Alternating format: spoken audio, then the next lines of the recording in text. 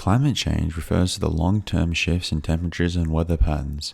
These shifts may be natural, but since the 1800s, human activities such as powering buildings, manufacturing goods on a mass scale, and using transportation that uses fossil fuels have become the main driver of climate change. This is primarily due to the burning of fossil fuels like coal, oil, and gas, which produce heat-trapping gases known as greenhouse gases. These greenhouse gases act like a blanket wrapped around the Earth, trapping the sun's heat and raising the Earth's temperatures. This is not only causing you to sleep in a pool of your own sweat more often, it also means that all of this is going to occur. See, the Earth is a very interconnected system where changes in one area can influence changes in other areas. So you can expect seeing things like more severe storms, more droughts, more poverty due to loss of homes and livelihoods, rising ocean levels, and less polar bears wanting to kill you, which I promise is a bad thing. So that all sounds pretty bad and stuff. How do we actually fix all that? Well, things that we can personally do are pretty simple. We can use greener forms of transportation, such as bicycles, public transport, electric vehicles, or just walking, like your primitive ancestors. Look at you, just walking around.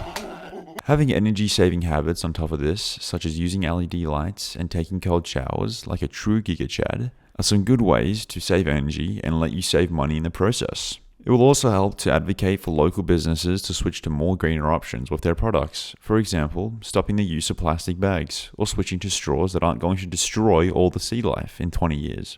Like sugarcane or wheat straws, which are biodegradable. Very nice. But in the end of the day, climate change is simply too big for you and I to handle alone. The very best thing that we can do for our planet is to demand our governments to implement laws and regulations that limit or ban the use of fossil fuels and promote the use of greener alternatives. Things like banning the production of gas-powered cars and giving grants to people for changing their energy to solar are just a few examples. Now that all the boring stuff is out of the way, let's talk about some myths.